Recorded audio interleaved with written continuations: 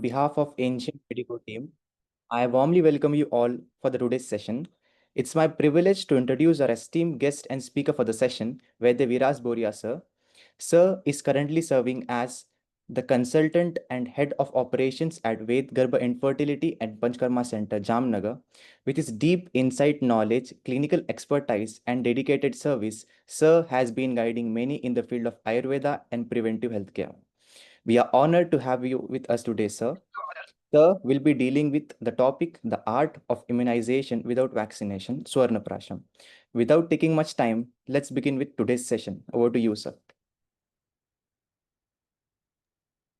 Thank you for your kind introduction. I'll share my screen and we shall start with the session without delaying any time.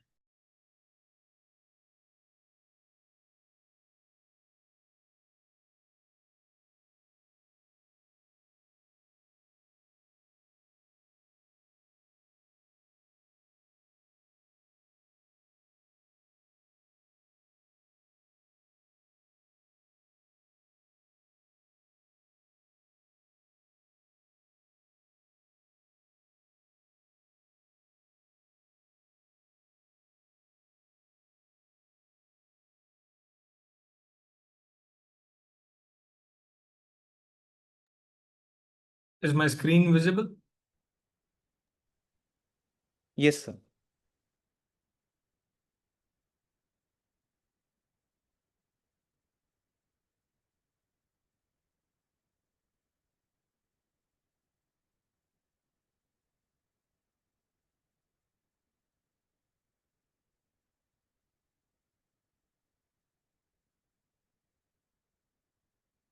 I hope everything is visible on your screen. Yes, sir, it is visible. So yeah, we shall start. First of all, thank you to the whole group, Ancient Medico, for organizing such a wonderful series. I can surely say that Ayurveda is going into the right hands. To me, this topic that has been given holds a great value. I shall speak English as well as Hindi. अगर आपको गुजराती में भी चाहिए तो please मुझे बता दीजिएगा, तो मेरी तीनों भाषाएं रहेगी. सेकेंडली, सुवर्ण प्राशन. आज के जमाने में जहां पे वैक्सीन का ज्यादा महत्व रह गया है, लोग ये एक टर्म या फिर इम्यूनाइजेशन का मीनिंग भूल रहे हैं. वैक्सीनेशन वैक्सीनेशन और इम्यूनाइजेशन दोनों के बीच में कंफ्यूजन होने लगा है. दोनों लोग एक सिनोनिमस टर्म गिन रहे हैं इम्यूनाइजेशन और वैक्सीनेशन को. तो इसमें मैं थोड़ा प्रयत्न करूंगा कि what is the difference between immunisation and vaccination and how Suvarna Prashan can be inculcated in this. So without wasting any time, मैं नेक्स्ट स्लाइड में ये दिखाना चाहूंगा. Just a second.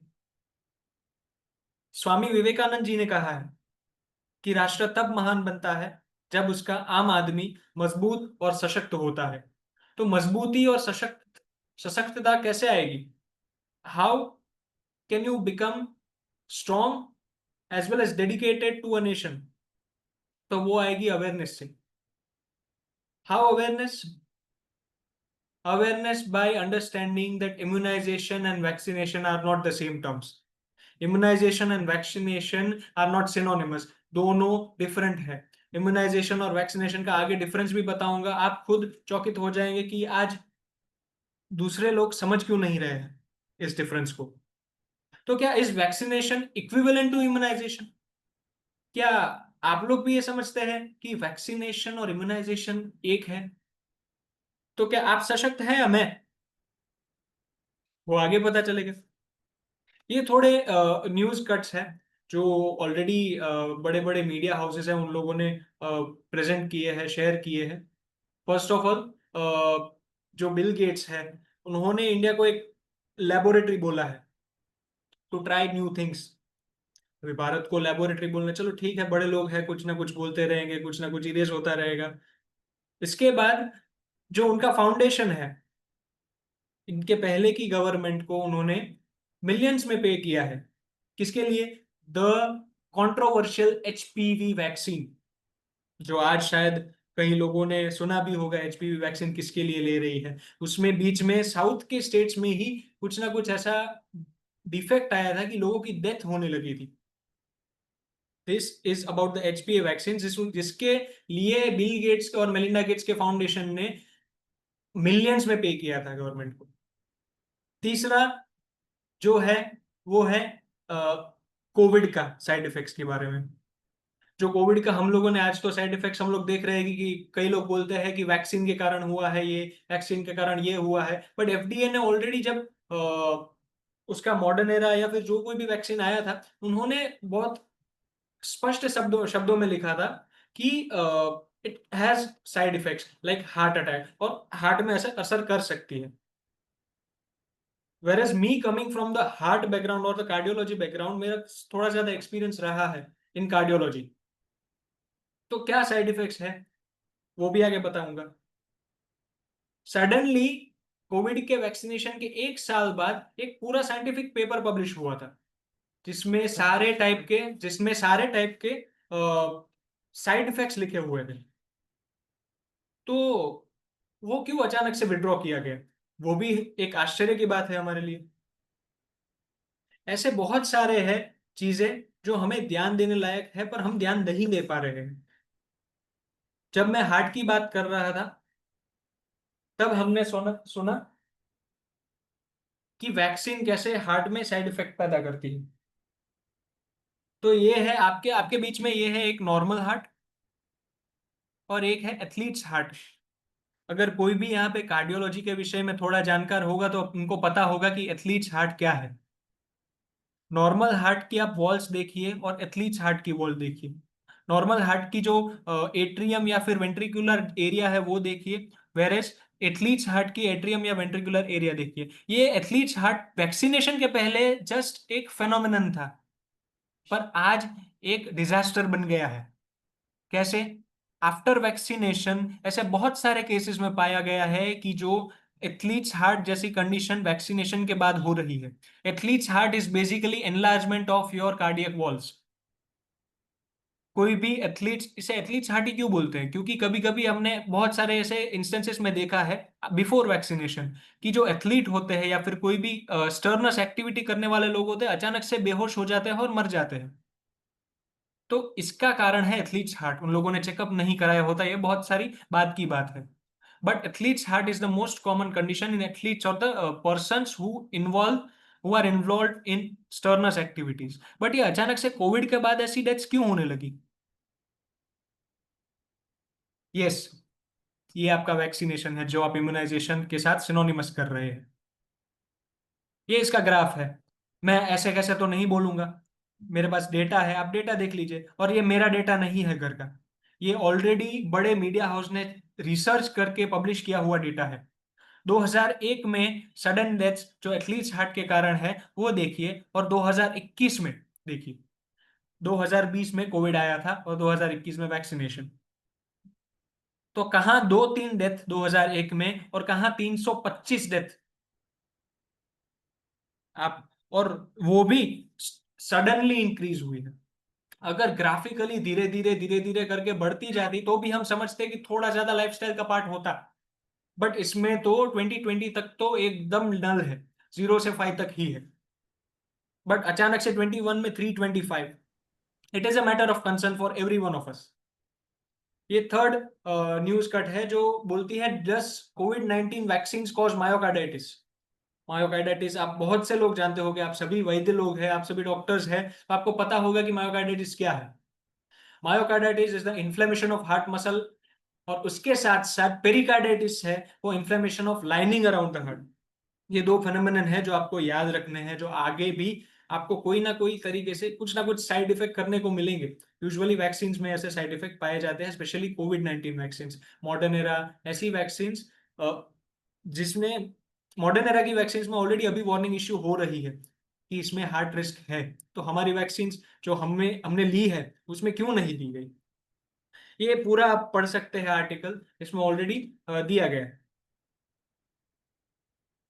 ये आपका पूरा ग्राफ है कि कोविड-19 वैक्सीन कार्डियक अरेस्ट कैसे पैदा करेगी। इसका पूरा फेनोमेनन है। तो एंटीबॉडीज फेल हो जाती है, उसके उसके सामने कार्डियक एक्टिविटी काउंटरएक्ट नहीं कर पाती, और इसी के कारण ट्रोपोनिन एक्टिविटी ज्यादा बढ़ जाती है। अगर आप उसी के टाइम ट्रोपोनिन का कराएंगे इन्वेस्टिगेशन, तो आई गेस वो पॉजिटिव भी आएगा। तो ये पूरा पैथोजेनेसिस या फिर पैथोलॉजी है कि कैसे कोविड-19 वैक्सीन कार्डियक अरेस्ट इंड्यूस करती है। मैं ऐसा नहीं बोल रहा कि सब में इंड्यूस करेगी, बट आप लोगों को पता है कोविड के बाद ही सडन कार्डियक डेथ्स बढ़ी है। तो इसका कारण आप ही समझ लीजिए क्या हो सकता है। थर्ड, सॉरी फोर्थ, ये एक पबमेड जर्नल है, जो आप सबको पता होगा, आप सभी वैध लोग हैं। पता होगा कि पबमेड जर्नल एक बहुत नामी जर्नल है बाय सीडीसी। ये एक रिपोर्ट है, इसमें आप स्कैन करके देख सकते हैं, यूनाइटेड स्टेट्स ऑफ अमेरिका में सीडीसी ने पब्लिश किया है। इसमें यह दिखा रहा है कि it is basically the analysis of health counts, health outcomes in vaccinated and unvaccinated children. अभी इसका रिजल्ट क्या आएगा वो भी दिखाता हूं, कि जिन जिन बच्चों ने वैक्सीन ली थी और जिन बच्चों ने वैक्सीन नहीं ली थी, उनके दो ग्रुप्स निकाले गए थे। उन दो ग्रुप्स में वैक्सीनेटेड वर्सेस अनवैक्सीनेटेड में कितने फैक्टर्स के ऊपर डायग्नोसिस हुआ था वो भी हम देखते हैं। तो जिनको वैक्सीन दी गई थी उसमें से सबसे ज्यादा डेवलपमेंटल डिलेस फाउंड आउट किए गए थे। डेवलपमेंटल डिलेस मतलब delayed milestone etcetera etcetera. Unvaccinated में यूजुअली कम थे। अस्थमा के केसेस वैक्सीनेटेड में ज्यादा थे, अनवैक्सीनेटेड में कम थे। ईयर इन्फेक्शन वैक्सीनेटेड में ज्यादा, अनवैक्सीनेटेड में कम। गैस्ट्रोइंटेस्टिनल डिसऑर्डर वैक्सीनेटेड में ज्यादा, अनवैक्सीनेटेड में कम। हेड इंजरी में भी ऐसे ही है। मैं परसेंटेज के साथ इन लोगों ने लिखा है कि किस में वैक्सीनेटेड में ज्यादा थे और किस वैक्सीनेटेड में कम थे। ये उन लोगों का दिया दिया हुआ डेटा है। ये इसका रिजल्ट है कि वैक्सीनेटेड और अनवैक्सीनेटेड में कितना और क्या रिजल्ट पाया गया था। अभी गुजराती आदमी हूं तो थोड़ा मार्केट की भी बात करूंगा। मार्केट स्नैपशॉट अगर देखी जाए तो ग्लोबल वैक्सीन मार्केट अभी 5.19 बिलियन यूएस डॉलर्स है। और उसमें लार्जेस्ट सेगमेंट क्या है जो हम बच्चों को देते हैं? Combination vaccine. और फास्टेस्ट ग्रोइंग सेगमेंट भी क्या है? तो वो भी है कॉम्बिनेशन वैक्सीन। और उसका ग्रोथ रेट कितना है? तो 9.6% CAGR रेट है। और by 2034 this market is going to be 136.4 billion USD dollars, US dollars. अभी इसमें आप बताएंगे कि इसमें आयुर्वेद का कितना कंट्रीब्यूशन है? तो 0%। 0% CAGR आप बोल सकते हैं। यस, वैक्सीन्स में आयुर्वेद का जीरो कंट्रीब्यूशन है, या फिर इस मार्केट में आयुर्वेद का जीरो कंट्रीब्यूशन है। तो जीरो कंट्रीब्यूशन मतलब हताशा वाली बात नहीं है, इसलिए इसमें हमारे लिए अपॉर्चुनिटी वाली बात है कि हम कैसे इस फील्ड में एंटर कर सके, और हम सही लोग को सही तरीके से समझा पाए कि आयुर्वेद से भी इम्यूनिटी बढ़ सकती है। इम्यूनाइजेशन और वैक्सीनेशन दोनों सेम टर्म्स नहीं है। अगर इम्यून हेल्थ सप्लीमेंट्स की बात की जाए तो इसमें north America, Europe, Asia Pacific, Latin America और मिडल ईस्ट अमेरिका और अफ्रीका, दोनों सभी कंट्रीज के डेटा मैंने लिखे हैं। ये ऑलरेडी पब्लिश्ड है। मार्केट पोलारिस करके कंपनी है, उन लोगों ने मार्केट एनालिसिस किया था। तो 2030 में आप मार्केट साइज देखिए और 2021 की मार्केट साइज लीजिए, 55.29। ये पूरी उसका ग्रोथ का टैब है। उसमें सबसे ज्यादा क्या बिकता है? Vitamin mineral supplements, C, D, B complex supplements, multivitamin, zinc supplements, herbal supplements भी है इसमें। तो इसमें हमारा योगदान थोड़ा ज्यादा है। हर्बल सप्लीमेंट्स में ऐसा तो क्या कर सकते हैं हम कि हर्बल सप्लीमेंट्स यहाँ पे पहले नंबर पे आए और पूरा मार्केट कैप्चर कर सके? ऑलरेडी हो रहा है। बहुत सारे लोग, बहुत सारे प्लेयर्स ऑलरेडी हर्बल सप्लीमेंट्स में आगे आ रहे हैं, पर वो इंडियन बेस्ड नहीं है। दूसरी कंपनियां हमारे आयुर्वेद को आइडेंटिफाई करके अगर मार्केट में एंटर कर रही है, तो हमारे में भी उतना कैपेबिलिटी होना चाहिए कि हम भी उस मार्केट में एंटर कर सके। की कंपनीज आप देख सकते हैं, Abbott, American Health, Amway, Bayer, GlaxoSmithKline, ऐसी बहुत सारी कंपनीज हैं जो इस हर्बल सप्लीमेंट्स में ऑलरेडी आ गई है। आज अगर आप जाइडस देखें तो जाइडस हर्बल्स भी आ गई है। ऐसी बहुत सारी एलोपैथी की कंपनियां हैं जो आयुर्वेद में हर्बल सप्लीमेंट्स के नाम पे बहुत सारे सप्लीमेंट्स बेचती है। नो डाउट आयुर्वेदिक कंपनीज भी आगे आ रही है, पर हमें इसे और ज्यादा बढ़ाना है। जो अभी 11.4% CAGR है, उसमें आयुर्वेद का कंट्रीब्यूशन कितना होना चाहिए वो हमें एक बार कंसिडर जरूर करना चाहिए। तो ये पॉलिसीज है जो इतनी टाइम मैंने अभी तक वैक्सीन वैक्सीन वैक्सीन किया, तो इसकी जो पॉलिसीज है they are not designed by health experts to be honest, but they are designed and amended by the pharma industry. ये सबको अच्छे से पता है। अभी बहुत सिंपल वर्ड्स में मैंने इसके डिफरेंशिएट करने का ट्राई किया है। करेंगे कैसे? A drop of gold, a shield for life and immunity beyond the needle. सुई से बेहतर है ये ड्रॉप्स। कैसे? तो डिफेंस वर्सेस रेजिलियंस। शायद वैक्सीनेशन एक डिजीज के सामने बचाता है, बट सुवर्ण प्राशन समुत्थान शक्ति पैदा करता है। ये शायद टीका करेगा, घाव पैदा करेगा, पर ये एक संस्कार है, अनुष्ठान है, संरचना है। It is a structured cultivation. Vaccination is episodic, वो विखंडित है, बट सुवर्ण प्राशन इज रिदमिक या फिर नियतकालिक है।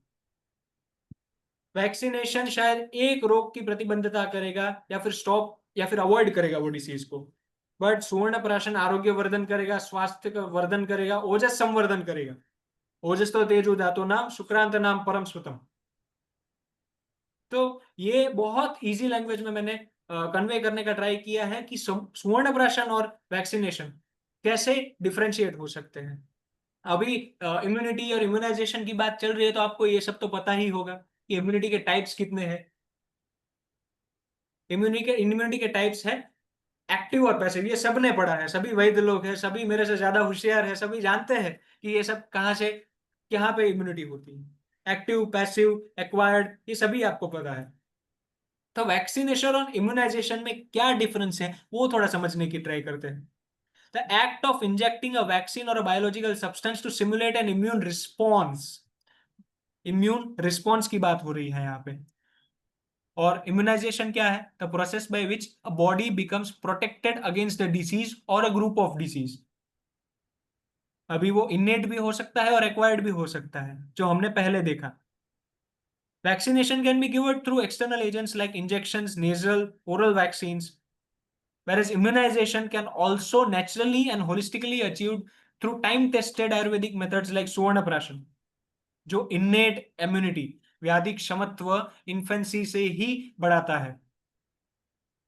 Vaccination may cause fever, swelling और adverse reactions। सुवर्ण प्राशन का अभी ऐसा कुछ इफेक्ट मिला नहीं है।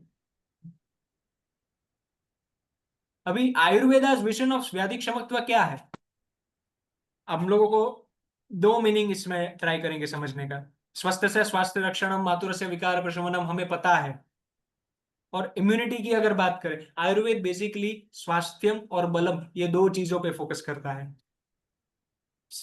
अगर आपको इम्यूनिटी या फिर व्याधि क्षमत्व की बात की जाए, तो उसमें सहज, कालज और युक्तिकृत, ये सब आपने पढ़ा होगा।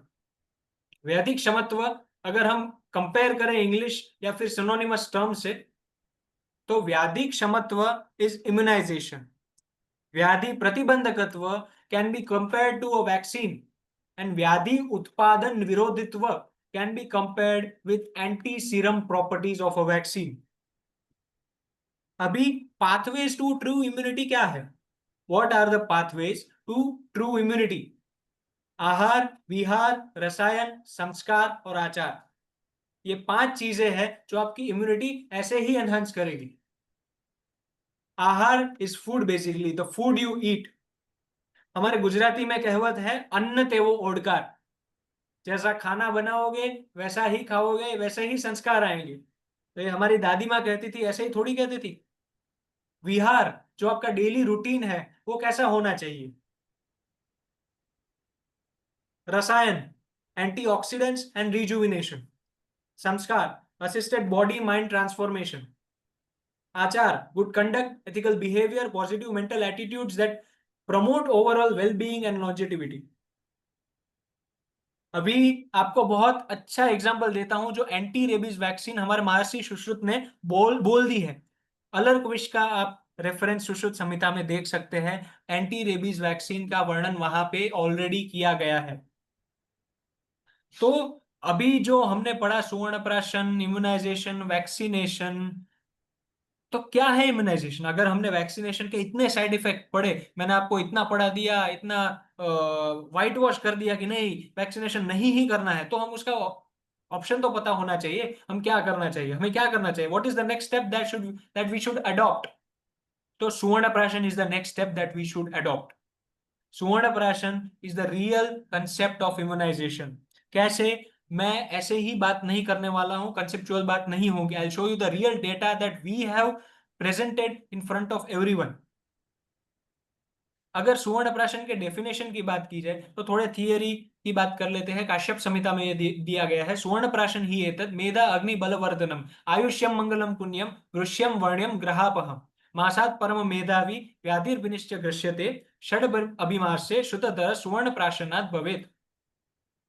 अभी इसके मीनिंग के ऊपर जाते हैं, बहुत ब्रीफ में समझाऊंगा, ये आप ऑलरेडी पढ़ने वाले हैं या फिर पढ़ चुके हैं या फिर पता है।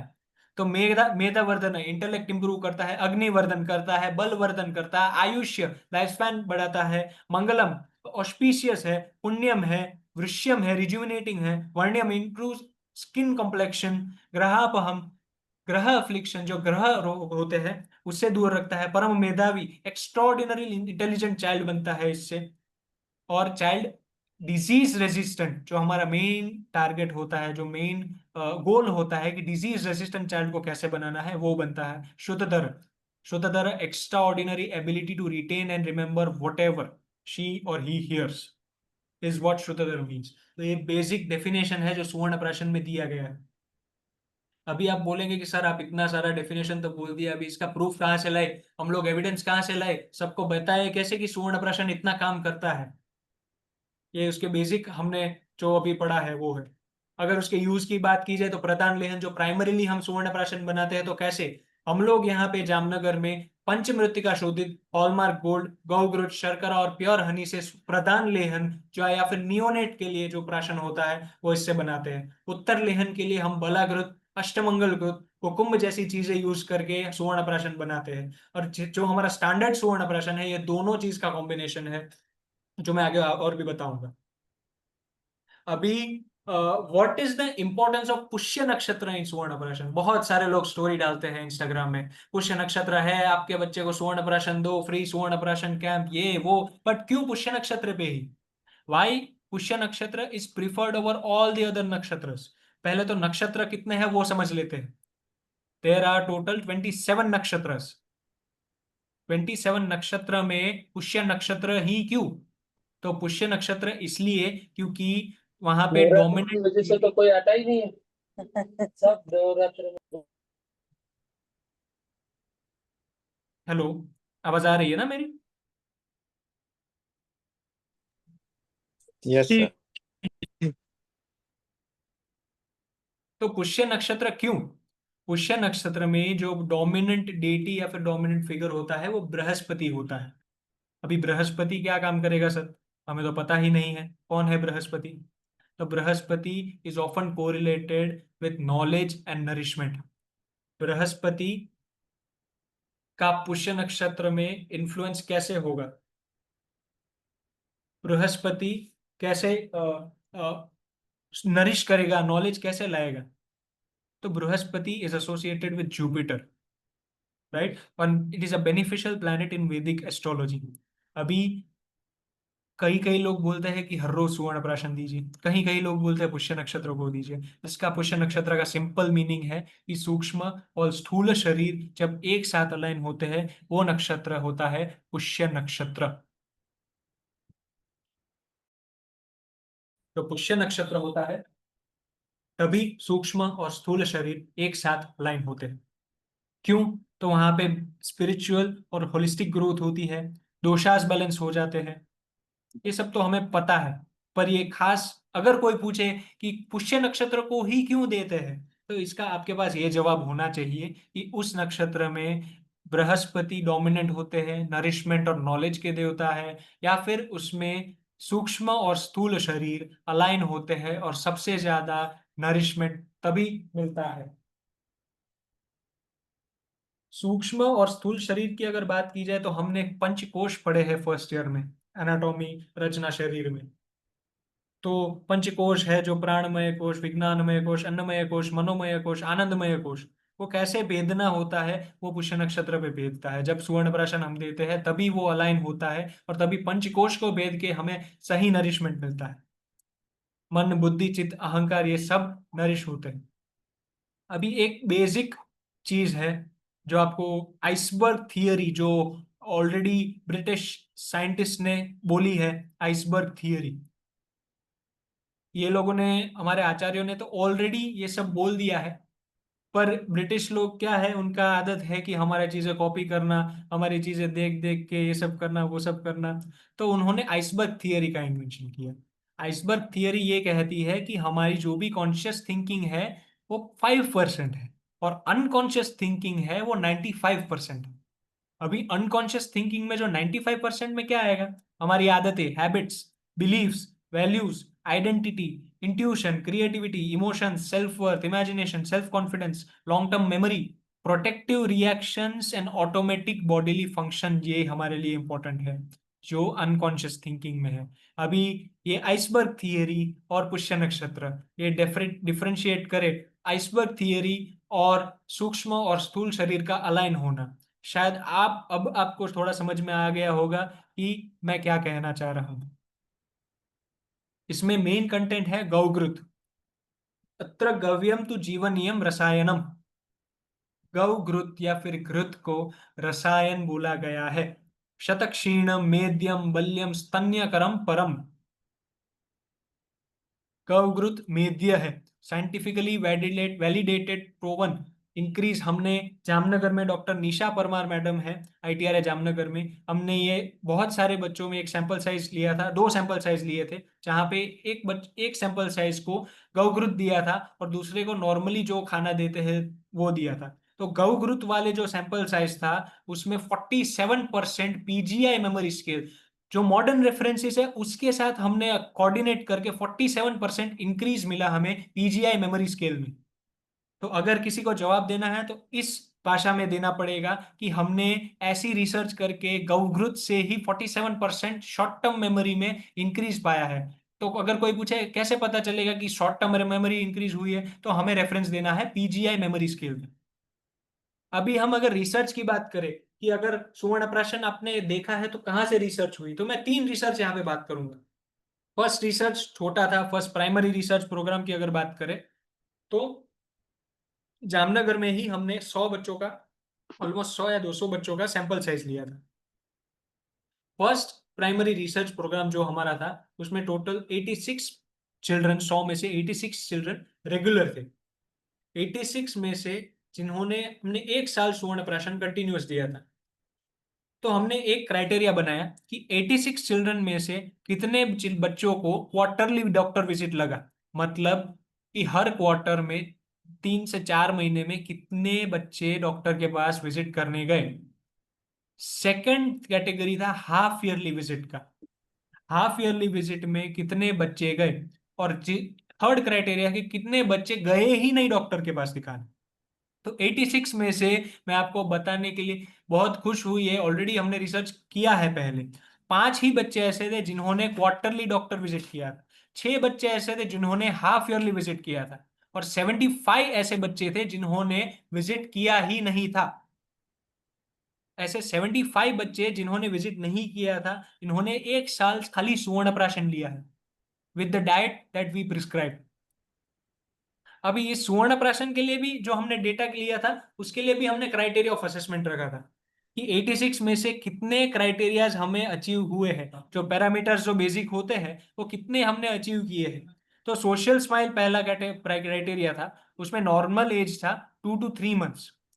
ऑब्जर्वेशन क्या हमें मिला कि 86 में से 86 लोग सोशल स्माइल का पैरामीटर अचीव कर गए थे। नेक होल्डिंग 2 to 3 मंथ्स, वो भी 100% अचीव्ड। सिटिंग 5 to 6 मंथ्स जो नॉर्मल एज होता है वो भी 100% अचीव्ड। टीथिंग जो दांत फूटते हैं उसका क्राइटेरिया 7 से 8 मंथ का होता है, वो भी 74, 86 में से 74 लोगों ने अचीव कर लिया था। So it is a big achievement for Ayurveda that we can achieve this much of good results through Suvarna Prashan. ये हुआ असली इम्यूनाइजेशन। अभी आप बोलेंगे कि सुवर्ण प्राशन तो सुवर्ण क्या काम करता है, सुवर्ण का पर्पस क्या होता है, वो हम देखते हैं।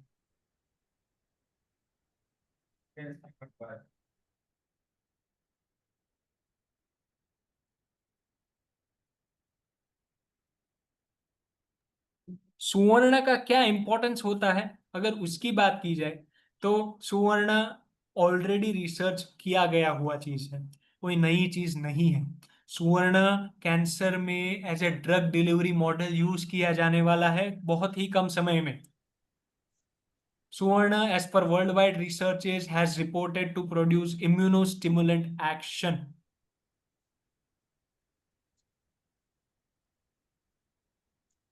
कोलोइडल प्रिपरेशन ऑफ गोल्ड, जो हमने बोला पंचमृतिक शोधित गोल्ड जो होता है हॉलमार्क वाला, उसकी साइज अगर हम कोलोइडल पार्टिकल्स की अगर कंपेयर करें तो 30 नैनोमीटर से 60 नैनोमीटर होती है। तो उसका पबमेड में ऑलरेडी रिसर्च पब्लिश किया गया है कि उसका इम्यूनोस्टिमुलेटरी एक्शन होता है, इम्यून रिस्पॉन्स बढ़ाता है। तो ड्रग डिलीवरी सिस्टम ये यूज हो सकता है। हमारे पास दो ड्रग डिलीवरी सिस्टम हुई अब, घृत और सुवर्ण। इससे क्या होगा, तो इम्यून सिस्टम स्टिमुलेट होगा हर महीने। अगर पुष्य नक्षत्र को ये जाएगा तो इम्यून सिस्टम हर महीने स्टिमुलेट होगा, और रिस्पॉन्स नहीं, इम्यून सिस्टम अपनी प्रतिनिधित्व या फिर व्याधि क्षमत्व बढ़ाएगा।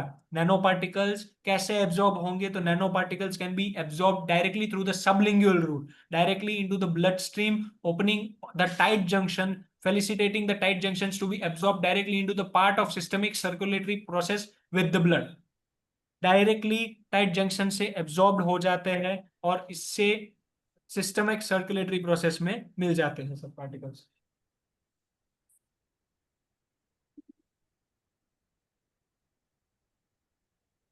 अगर जो मैं सब बोला ये सब इस क्यूआर कोड से आप स्कैन कर सकते हैं, ये ऑलरेडी पब्लिश्ड आर्टिकल है मोड ऑफ एक्शन। जैसे मैंने बोला कि Suvarna as a drug delivery model कैसे यूज हो सकता है, इस आर्टिकल में लिखा है। और ये कोई इंडियन किसी ने तो ऐड किया है, बट दूसरे भी साइंटिस्ट हैं जिन लोगों ने as a drug delivery model Suvarna कैसे यूज हो सकता है उन्होंने मेंशन किया है। Suvarna has mind blowing effects in the body, Suvarna has shown their immune response, immune जो हम बोलते हैं व्याधि प्रतिनिधित्व या फिर व्याधि क्षमत्व या हमारी इम्यून सिस्टम बढ़ाता है, वो ऑलरेडी शो किया है। अभी मैंने बोला कि ड्रग डिलीवरी, तो सुवर्ण इन कैंसर, ये आर्टिकल आप ये स्कैन करके देख सकते हैं कि colloidal gold novel nano particle जो बहुत ही कम समय में अभी यूज होगा ही, कि ड्रग डिलीवरी सिस्टम कैंसर में कैसे यूज हो सकता है। तो सुवर्ण इन कैंसर कैसे फाउंड आउट किया, जैसे आप ये स्कैन कर सकते हैं और पढ़ सकते हैं कि कैसे सुवर्ण इज यूज और gold is use as a drug delivery system in cancer. तो हमने सुवर्ण प्राशन के दो चीजें ऐसी देखी जो बहुत ही पोटेंसी रखते हैं, बहुत ही पावरफुल है इम्यून सिस्टम को बढ़ाने के लिए। कैंसर जैसे, अगर कैंसर जैसे रोग में सुवर्ण यूज हो सकता है, तो बच्चे को छोटे से सुवर्ण प्राशन जिसमें सुवर्ण और गौघृत जो होते हैं क्यों नहीं दे सकते। घृत, गौ घृत ही क्यों बोलूंगा, क्योंकि गाय का घृत ही सर्वश्रेष्ठ माना गया है इसमें। तो हमें क्या चाहिए, हर रोग की एक एक वैक्सीन नहीं चाहिए हमें। हमें चाहिए वो शक्ति जो हर रोग से पहले ही रक्षा करे, शरीर की रक्षा करे। टू बी ऑनेस्ट, हर रोग की एक एक वैक्सीन नहीं चाहिए, हमें चाहिए वो शक्ति जो हर रोग से पहले रक्षा करे। सुवर्ण प्राशन, when there is a will to nurture, स्वर्ण प्राशन becomes the way to immunize। अभी ये हमारी सेकेंड रिसर्च जो हमने की थी, वो विद्या भारती जो आरएसएस की एजुकेशन विंग है और आयुर्वेद व्यासपीठ के साथ मिलके हमने फर्स्ट नेशनल इम्यूनाइजेशन प्रोग्राम के बैनर के अंदर हमने ये सेकेंड रिसर्च की थी। बहुत बड़े स्केल पे हमने रिसर्च की थी, संपूर्ण गुजरात प्रदेश में आयुर्वेद सर्वेक्षण के नाम से हमने ये रिसर्च की थी। क्या किया था उसमें, तो 55 शिशु मंदिर, जो विद्या भारती के शिशु मंदिर है वो 55 शिशु मंदिर पूरे गुजरात में थे। 5,000 बच्चे थे। 5 साल का निरीक्षण किया, 5 विभाग में कार्य विभाजन किया था। प्रांत के प्रमुख संयोजक का मार्गदर्शन था इसमें। 5 विभाग के विशेष संयोजक थे। संकुल प्रमुख की निगरानी में ये सब किया गया था। प्रधानाचार्य के निर्देशन के कार्य थे। कक्षा कक्ष के आचार्यों के द्वारा प्रत्यक्ष कार्य किया गया था। क्राइटेरिया ऑफ असेसमेंट डिसाइड किया गया था। प्रदेश के प्रधान वैद्यों को बुलाया गया था। विभागों के लिए भी वैद्य रखे गए थे। वर्ष में एक बार वैद्यकीय परीक्षण या फिर असेसमेंट का प्रयास हमने किया था। गूगल फॉर्म के द्वारा हमने पूरा डेटा कलेक्शन किया था। अभी जो हमारा सुवर्ण प्राशन है, जो हम आयुर्वेदिक इम्यूनाइजेशन बोलते हैं, वो अभी हमारा सुवर्ण प्राशन 9 राष्ट्रों में जा रहा है।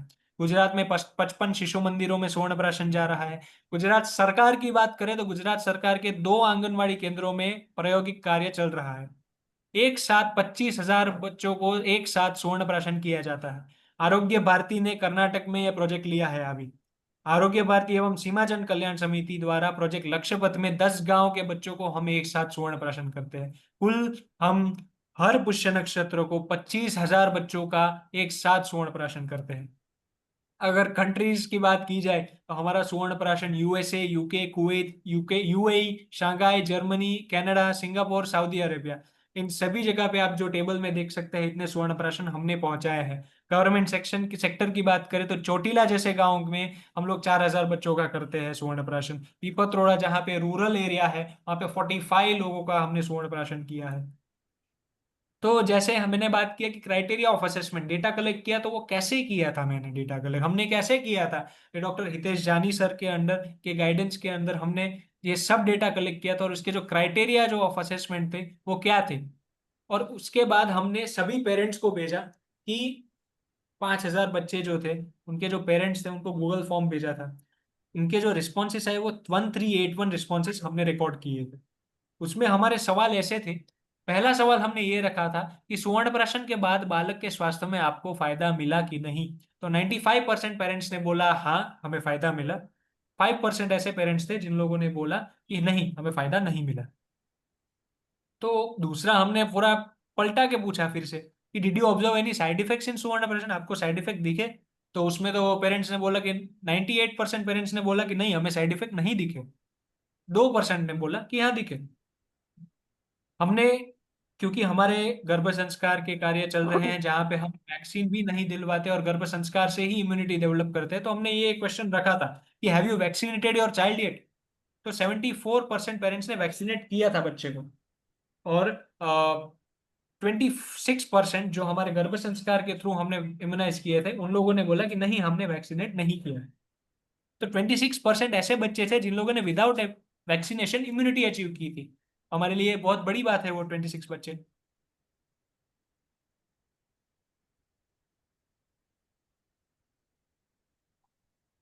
Just a second. In the last 1 year, last एक साल में, how many times did your child fell ill, कितनी बार आपका बच्चा बीमार पड़ा। तो 43% बच्चे ऐसे थे जिन जो बीमार ही नहीं पड़े थे। अगर 3 बार जो बीमार पड़े उनकी बात करें तो 6.2% बच्चे ऐसे थे जो 3 बार बीमार पड़े थे। 2 बार बीमार पड़ने वाले बच्चे 16.6% एंड 1 टाइम बीमार पड़ने वाले बच्चे 34.2%। सबसे ज्यादा 43% लोग बीमार ही नहीं पड़े अगर लास्ट एक साल की बात की जाए। Any incident of hospitalization of your child after Suvarna Prashan, ऐसे भी क्योंकि वहां पे उस टाइम पे कोविड भी था जब हमारा ये डेटा कलेक्शन या फिर रिसर्च चल रहा था, तब कोविड भी था। तो ऐसा भी हो सकता है कि आपके बच्चे को हॉस्पिटलाइज किया गया था क्या। तो 96% पेरेंट्स ने बोला कि नहीं। 4% ऐसे थे जिन लोगों ने बोला हाँ। Did your child get infected with covid.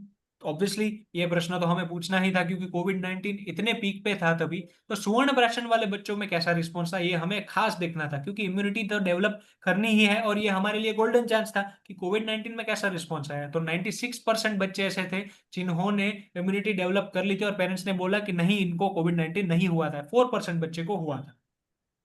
Was anyone in the family infected with Covid, ऐसा भी हो सकता है कि जिनकी फैमिली में कोविड हुआ हो उनके बच्चे को भी हो सकता है।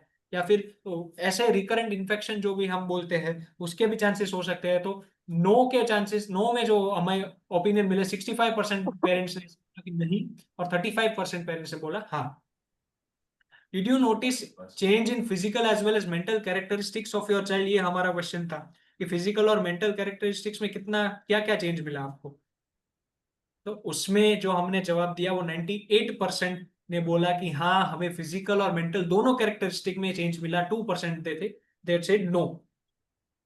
ये हमारा था दूसरा रिसर्च जो हमने बहुत बड़े स्केल पे किया था विद्या भारती और आयुर्वेद व्यासपीठ के साथ मिलकर।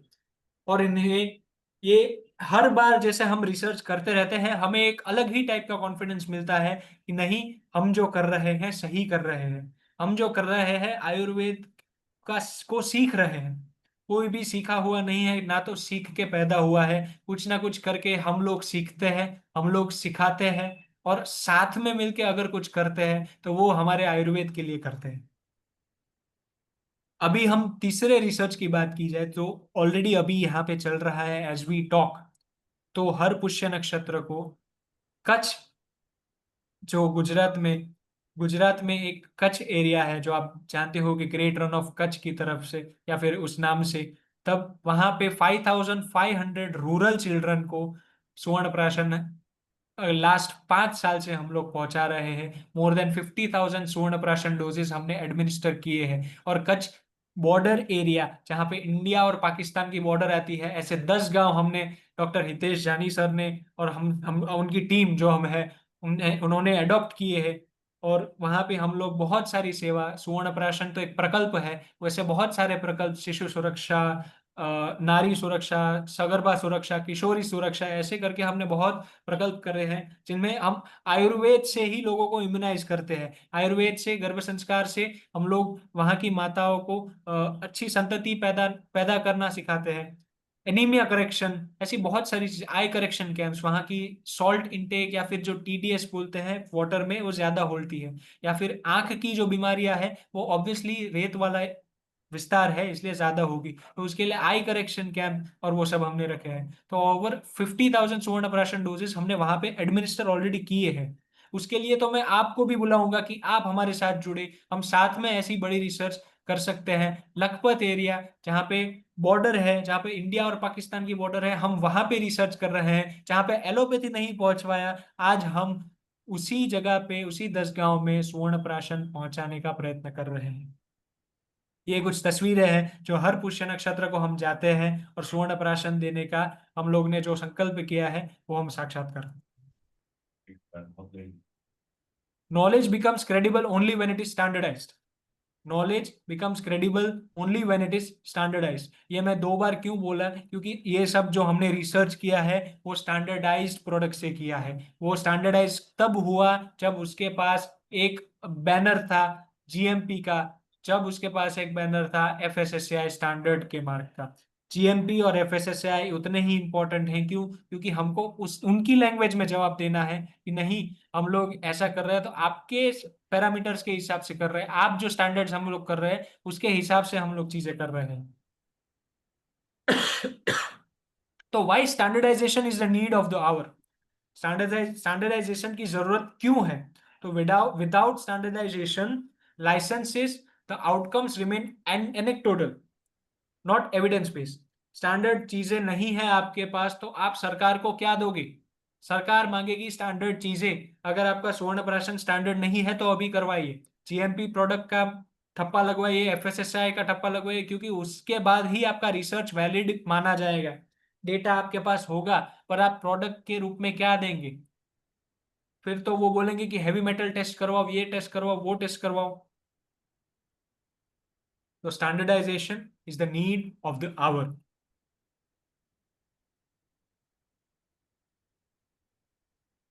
तो आप सभी को जो मेरे साथ ऑलमोस्ट 75 से 100 वैद्य जुड़े हैं आज मेरे मेरे साथ, तो मैं आप सबको आमंत्रण देता हूं कि let us unite in this vision. Together we can create a national database on Suvarna Prashan and we can share it with the government कि भाई ये हमारा डेटाबेस है, जितने भी आयुर्वेदिक वैद्य हैं हमने ये ट्रायल किया है। एक गूगल फॉर्म बनाते हैं या फिर डेटा कलेक्ट करने का एक कॉमन वे बनाते हैं जहां पे सबका डेटा एक साथ कलेक्ट। इससे क्या होगा? We can share outcomes, collaborate on research and present collective data to policy makers, parents around the world. जितने भी पेरेंट्स बोल रहे हैं कि नहीं, आयुर्वेद के सुवर्ण प्राशन से कुछ फायदा नहीं हो रहा है, हम इतना डेटा प्रेजेंट करके दिखा सकते हैं कि ये ऑलरेडी एविडेंस बेस्ड आयुर्वेदा में काउंट हो जाएगा। इससे हमारा ट्रस्ट बिल्ड होगा। We can build trust through transparency, science and शास्त्र। जैसे one nation one election policy हमारे सरकार ने दी है, वैसे मैं प्रपोज करता हूं वन संस्कार एंड वन डेटाबेस। जैसे सुवर्ण प्राशन संस्कार है, इतना डेटा हमने प्रयत्न किया है, तो आप अगर साथ में हो जाए तो हम बहुत बड़े स्तर पर डेटा कलेक्ट करके हम गवर्नमेंट को प्रेजेंट कर सकते हैं। सुवर्ण प्राशन अगर वैक्सीनेशन के डेटा शेड्यूल में, जैसे हमारे पास हम लोग कौमारभ्यूति में पढ़ते हैं कि नेशनल इम्यूनाइजेशन शेड्यूल हम लोग जो पढ़ते हैं, आप ही सोचिए अगर स्वर्ण प्राशन का इंक्लूजन उस नेशनल इम्यूनाइजेशन शेड्यूल में आ जाए तो हमारे लिए ये बहुत बड़ी चीज हो सकती है। जो मैं स्वर्ण प्राशन की अभी तक बात करता आया हूं वो ये स्वर्ण प्राशन है जो हम यूज करते हैं, GMP certified as well as FSSAI proven या फिर सर्टिफाइड चीज। बालो ही बलम राष्ट्रस्य, क्योंकि राष्ट्र का बल ही बाल है, बाल से ही राष्ट्र है, राष्ट्र से ही बाल है, क्योंकि जो बच्चे हैं उसी से हमारा कल है। They are the future torch bearers of the nation. इसके साथ साथ हम लोग ने सुवर्ण प्राशन बहुत लोग प्रिपेयर करते हैं, टू बी ऑनेस्ट। हम लोग इंस्टाग्राम से या फिर बहुत सी चीजों से बहुत कुछ सीखते हैं कि नहीं इससे सुवर्ण प्राशन लेने, बहुत हम भी बनाते हैं, हम भी बनाते हैं, बट इनमें से कितनों का स्टैंडर्ड है वो भी आप देखिए एक बार। जीएमपी सर्टिफाइड कितना है, FSSAI वाला कितना है। एविडेंस बैक्ड प्रोटोकॉल्स की जरूरत है, और एथिकल मैन्युफैक्चरिंग, ये तीन चीजें हमें ध्यान रखनी है कि अ, ये होनी चाहिए हमारे सुवर्ण प्राशन में। ये तीन चीजें हमारे सुवर्ण प्राशन में खास इंपॉर्टेंट है, standardization, evidence backed protocols, ethical manufacturing. This is what we need right now. तो इसी चीज पे मैं कंक्लूड करना चाहूंगा कि Suvarna Prashan is the best way to immunize a child. Vaccination के अलावा, वैक्सीनेशन के सिवाय अगर इम्यूनाइजेशन की ही बात करें तो Suvarna Prashan can be the best option for your child. सुवर्ण प्राशन से इम्यूनिटी अच्छी डेवलप होती है। हमारे पास ऑलरेडी एग्जाम्पल्स है कि सुवर्ण प्राशन से कैसे हमने इम्यूनिटी डेवलप की है विदाउट वैक्सीनेशन। तो और कुछ आपके पास कोई भी डाउट्स या प्रश्न है इसी के रिलेटेड, तो we will give 5 minutes for the questioner Q&A. Otherwise, if there's anything else that I could explain, please let me know.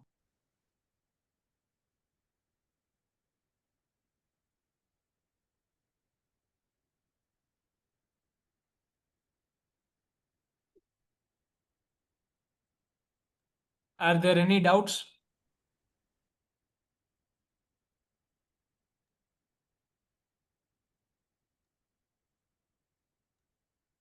If there is any question, you can ask to sir.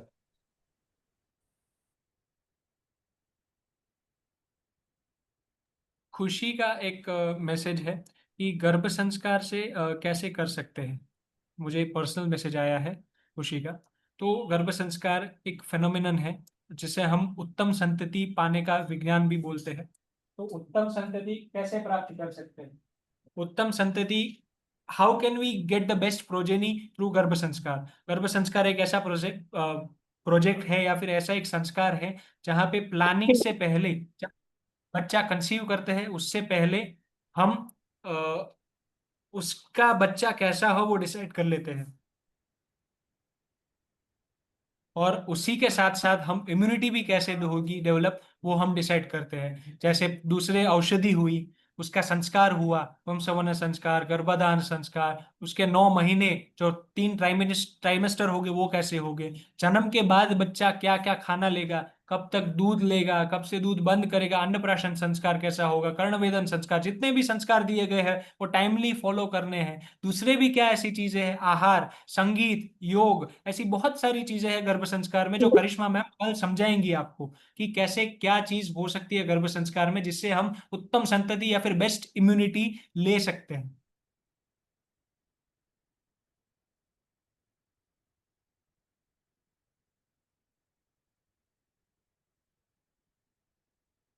नहीं, after the birth of a child we can only give Suvarna Prashan. सो पहले birth के time हम लोग neonate प्राशन जो बनाते हैं, जो मैंने प्रदान लेहन के लिए बोला था, गौ और वो सब ही दे के हम करते हैं। फिर 1 साल बाद हम उत्तम लेहन के लिए अष्टमंगल घृत, बला घृत या फिर ऐसी कोई भी चीजें होती है जो ऑटो इम्यून कंडीशन होती है छोटे बच्चों में, तब हम उत्तर लेहन करके, ऐसी भी कंडीशंस है जहाँ पे इम्यूनिटी हमने पैदा की है, जैसे कोई भी ऑटो इम्यून कंडीशन या फिर कोई भी डिसीज आप समझ लो।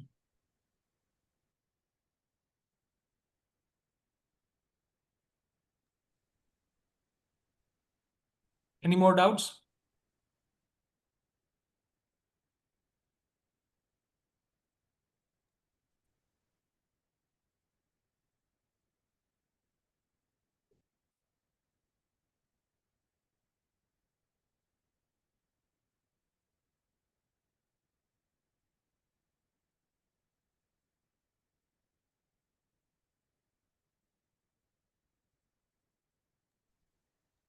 I guess there are no doubts. There is one more question. Are there any contradictions of this? No no no, जैसे मैं मेरे हर पेशेंट्स को ऐसे पूछता है ना, मेरे पेशेंट मेरे पास, तो मैं एक चीज बताता हूँ, कोई भी आयुर्वेदिक दवाई का साइड इफेक्ट अगर उसे यूज किया जाए लिमिट में या फिर उसके वैध के हिसाब से यूज किया जाए तो कोई भी साइड इफेक्ट नहीं होंगे। इसके साइड बेनिफिट जरूर होंगे पर साइड इफेक्ट नहीं होंगे तब तक जब तक उसके वैध के अनुसार या फिर उसके डोसेज के अनुसार हम लोग लेते हैं। कोई भी चीज की गति अति में जाए तो खराब ही होगी, तो अति की गति नहीं होनी है, ये हम बहुत से टाइम से जानते हैं। तो वो खाली ध्यान रख के हम लोग वैद्य के जो सलाह के अनुसार हम लोग लेंगे चीजें, औषधि हो, सुवर्ण प्राशन हो या कोई भी हो, तो उसका कोई साइड इफेक्ट नहीं होगा, उसके बेनिफिट्स होंगे और साइड बेनिफिट्स होंगे। So there is one more question. बच्चों में रोग प्रतिकार शक्ति बढ़ाने के लिए प्रेगनेंसी के समय मदर को क्या देना चाहिए? अगर बच्चे की रोग प्रतिकारक शक्ति बढ़े, बहुत अच्छा क्वेश्चन है एक्चुअली। इसका जवाब आपको कल भी मिलेगा, आज मैं एक ब्रीफ में दूंगा। कल करिश्मा मैम ये चीज पे पूरा गर्भ संस्कार में जीन जेनेटिक इंजीनियरिंग और गर्भ संस्कार के ऊपर ये लेगी। अगर बच्चे की इम्यूनिटी डेवलप करनी है थ्रू मदर, तो उसका आहार विहार, जो मैंने बोला थे 5 चीजें होती है, आहार विहार आचार और वो सब हमें मदर का भी ध्यान रखना होगा। मदर के लिए 9 महीनों का आहार ऑलरेडी फिक्स होता है। मदर के लिए जो कपड़े का कलर होता है ना, वो भी उतना ही इंपॉर्टेंस रखता है। उसका संगीत, उसका योग, योग से भी इम्यूनिटी इतनी ही बढ़ सकती है। आपको कल डिटेल में पता चलेगा विथ रिसर्च बैक चीजें कि कैसे गर्भ संस्कार से या फिर मदर के थ्रू चाइल्ड की इम्यूनिटी डेवलप कर सकते हैं। एडल्ट के लिए हम लोग थोड़ा फॉर्मूला में चेंज होते हैं। उसका एडल्ट प्राशन हमने हमारी मंडली के थ्रू किया है, उसका ऑलरेडी अब सर्टिफिकेशन तो आ गया है। We are planning a research on it, but yes it has shown miraculous result in adults as well. Usually बच्चों का एज इससे ऐसा होता है कि बच्चे कुछ भी जैसे पानी का कैसे कोई भी कंटेनर में डाले शेप ले सकते हैं, वैसे बच्चों की इम्यूनिटी उस टाइम पे सबसे ज्यादा प्रोन होती है चेंजेस के लिए। तो उसी टाइम पे अगर स्वर्ण प्राशन एडमिनिस्टर करे तो चेंजेस आ सकते हैं। एडल्ट्स में ऐसा नहीं हो सकता। After the age of 18 the immune system gets stable, तो उसमें चेंज लाने के लिए हमें थोड़ा टाइम चाहिए होगा, but no doubt changes can be observe for sure. और कोई क्वेश्चन? सुवर्ण प्राशन, कैन सुवर्ण प्राशन B taken daily? Yes, Suvarna Prashan can be taken daily, but Pushya nakshatra का महत्व, मैं शायद ये एक बात बोलना भूल गया। सुवर्ण प्राशन डेली, हाँ बहुत सारे बोलते हैं कि डेली लो डेली लो। तो जो सूक्ष्म और स्थूल शरीर का मैंने बोला है पुष्य नक्षत्र पे होगा, उसके सिवाय हम लोग फिजिकल जो हमारा डेवलपमेंट है वो तो हम डेली सुवर्ण प्राशन देके कर ही सकते हैं। तो there is no doubt you can take Suvarna Prashan daily, but you should not miss the Pushya nakshatra. Pushya नक्षत्र में जो मैंने बताया सूक्ष्म और स्थूल शरीर का अलाइनमेंट होता है वो इंपॉर्टेंट है।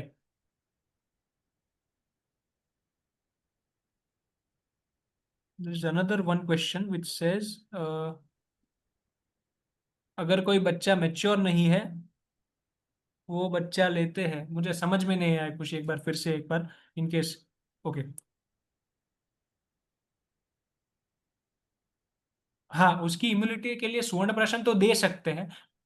जो आपने खुशी ने जो प्रश्न पूछा है उसका उत्तर दूंगा कि उसकी इम्यूनिटी के लिए सुवर्ण प्राशन तो दे ही सकते हैं, बट उसके साथ साथ कोई भी वैद्य को एक बार कंसल्ट करके हमें पूछना चाहिए कि इसके साथ साथ हम पंचकर्म में और क्या कर सकते हैं। डिलेड माइलस्टोन नाम की एक कोई भी सिंड्रोम या फिर डिजीज बोल सकते हैं उसे, तो डिलेड माइलस्टोन के लिए पंचकर्म बहुत ही असरकारक करता है। न्यूट्रिशन और panchakarma can be helpful, Suvarna Prashan and Panchakarma can be helpful in this. तो इसमें हम पंचकर्मा इंटीग्रेट करेंगे बच्चों के लिए।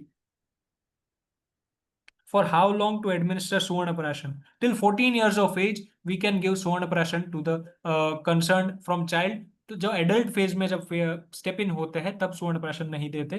तो बच्चे के जन्म से लेकर 14 साल की उम्र तक हम लोग सुवर्ण प्राशन दे सकते हैं।